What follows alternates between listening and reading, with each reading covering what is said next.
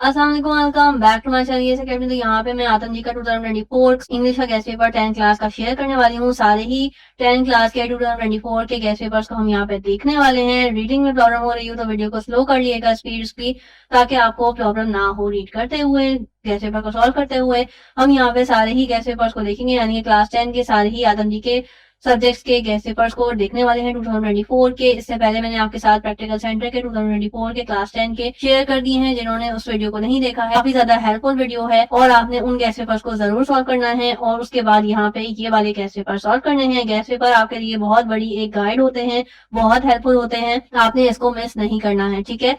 काफी ज्यादा इंपॉर्टेंट यहाँ पे गेस्ट पेपर शेयर किया गया है। ग्रामर भी काफी सारी मौजूद है और आपका पेपर पैटर्न जो मौजूद है उसी के हिसाब से ये पेपर बनाया है। बहुत हेल्पफुल है और आपने इसको जरूर सॉल्व करना है। जितने भी और या यहाँ पे चॉइस है वो आपने इग्नोर करनी है और हर चीज को एक एक बार देखना जरूर है, रिव्यू जरूर करना है, रिवाइज जरूर करना है। गेस्ट पेपर को देखते हैं। इंग्लिश की मैंने ऑलरेडी सारी एमसीक्यूज की मेगा फाइल शेयर कर दी है पूरी बुक की, ताकि आपको प्रॉब्लम ना हो। उसके अलावा समरी की भी ऑलरेडी शेयर कर चुकी हूँ मैं, सारी समरियां यहाँ पे समझाई थी, एक्सप्लेनेशन समझाई थी। तो इस स्टोरी में, इस पोएम में क्या हो रहा है, क्या क्या चीजें इंपॉर्टेंट है चैप्टर के रिलेटेड, वो सब मैंने आपको इन्फॉर्मेशन दी हुई है। आप मेरे चैनल पे जाके वीडियोस देखिएगा, आपको मिनटों में सारी चीजें याद हो जाएंगी, सारे चैप्टर याद हो जाएंगे और सेंटर आइडिया या समरी याद करने के लिए रट्टे नहीं मारने पड़ेंगे। तो चलते हैं नेक्स्ट गेस्ट पेपर के ऊपर। नेक्स्ट गेस्ट पेपर हमारे पास मुताला पाकिस्तान है। यहाँ पे मैं उर्दू और इंग्लिश दोनों में शेयर कर दूंगी ताकि आप लोगों को प्रॉब्लम ना हो। सारे ही एमसीक्यूज ये जो दिए हुए हैं बहुत इंपॉर्टेंट है। उसके अलावा यहाँ पे हमारे पास जो सेक्शन बी और सी के लिए जो सवाल इंपॉर्टेंट है वो आपने बहुत ध्यान से मेरी बात सुननी है कि आपने जब पेपर को सॉल्व करना है तो शॉर्ट में आपने एटलीस्ट टू 8 हेडिंग्स लिखनी है और लॉन्ग में आपने एटलीस्ट 12 टू 15 हेडिंग्स लिखनी है, ताकि आपके नंबर्स बहुत बहुत बहुत अच्छे आ जाएं। अगर आप ऐसा नहीं करेंगे फिर आप अपनी मर्जी की चीजें लिख कर आएंगे और आपको फिर एग्जामिनर की मर्जी के नंबर मिलेंगे, क्योंकि आप अपनी एफर्ट नहीं कर रहे हैं। आपने 1000% एफर्ट करके आनी है ताकि आपकी कोई मिस्टेक ना हो और एग्जामिनर आपके नंबर नहीं काट सके, ठीक है। अगर आप एक शॉर्ट के अंदर आप सिर्फ और सिर्फ 3 हेडिंग्स लिखेंगे जिसमें आपने एक एक लाइन में डिफाइन किया हुआ होगा, दो लाइन में डिफाइन किया हुआ होगा, तो एग्जामिनर आपके नंबर काट लेगा। शॉर्ट में आपके 1 से 2 नंबर कटते हैं अगर आपने 3 हेडिंग लिखी है और सही से डिफाइन नहीं की, और आपने अगर लॉन्ग में 6 टू 8 हेडिंग लिख दी है उसको भी सही से डिफाइन नहीं किया, तो आपको फिर लॉन्ग में 3 से 4 नंबर आपके इजीली कट जाते हैं, यानी कि 10 में से आपको फिर 6 8 मिल रहे होते हैं, जो कि अच्छे नंबर नहीं है। पीएसटी में अगर आप एफर्ट करेंगे, इस्लामियत में और उर्दू में आप एफर्ट करेंगे, अच्छी से अच्छी चीजें लिख के आएंगे, आपको फुल मार्क्स इजीली मिल जाएंगे, बहुत ही इजीली मिल जाएंगे, ठीक है। ये हमारे पास परसेप्शन बना हुआ है कि इन तीनों चारों सब्जेक्ट में अच्छे नंबर नहीं आते। क्यों नहीं आते? अगर आप एफर्ट करेंगे उसके बाद अपना रिजल्ट देखिएगा। नेक्स्ट हम गेस्ट पेपर को देखते हैं। यहाँ पे हमारे पास सिंधी का गेस्ट पेपर आ गया। सिंधी का मैंने ऑलरेडी आपके साथ एक important guest paper target paper share किया हुआ। इसके अलावा मैंने प्रैक्टिकल सेंटर का भी आपके साथ शेयर कर दिया था ताकि आपको प्रॉब्लम ना हो।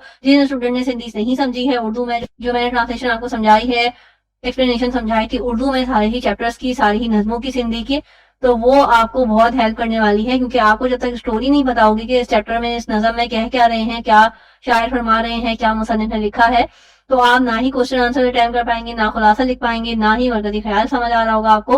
तो आपने एक दफा सिंधी के जो चैप्टर्स मैंने आपको उर्दू में समझाए हैं, 2-3 मिनट की वीडियोस हैं, तो वो आप जरूर सुनिएगा ताकि आपको एटलीस्ट कॉन्सेप्ट क्लियर हो जाए कि इस चैप्टर में किस चीज की बात की जा रही है। स्टूडेंट को सिंधी काफी ज्यादा मुश्किल लग रही थी, इसी वजह से मैंने आपको ये समझाई है सिंधी उर्दू में, ताकि आपको और ज्यादा आसानी हो जाए। उसके अलावा नेक्स्ट टेस्ट पेपर को देखते हैं। ये सारी चीजें इंपॉर्टेंट है, आपने जरूर इसको अटेम्प्ट करना है। नेक्स्ट हमारे पास बायोलॉजी का पेपर है। बायोलॉजी का यहाँ पे हमारे पास ये आ गया सबसे पहले एमसीक्यूज पेपर। एमसीक्यूज हमारे पास ये जितने भी इंपॉर्टेंट एमसीक्यूज हैं वो यहाँ पे शेयर कर दिए हैं। उसके अलावा प्रैक्टिकल सेंटर का जो भी गेस्ट पेपर आपके लिए बना था 2024 का, मैंने आपको शेयर कर दिया था। सेक्शन सी हमारे पास जितनी भी सारी चीजें इंपॉर्टेंट है, जिसमें डायग्राम है, जिसमें डायग्राम नहीं है, वो जितने भी क्वेश्चन यहाँ पे शामिल है आपने उसको उसी हिसाब से याद करना है। आपके पास आ गया हमारे पास ये कंप्यूटर स्टडीज का। कंप्यूटर हमने बहुत अच्छे से क्लास के अंदर समझा था, हर चीज को, क्वेश्चन को, एक्सप्लेनेशन को, लॉन्ग को, शॉर्ट को और डिफरेंसेस को, हर चीज को डिटेल से देखा था और हर एमसीक्यू को यहीं पे सॉल्व भी किया था चैप्टर वाइज। तो आई होप कि आपको वो लेक्चर्स भी इजी लगे होंगे, हेल्पफुल रहे होंगे।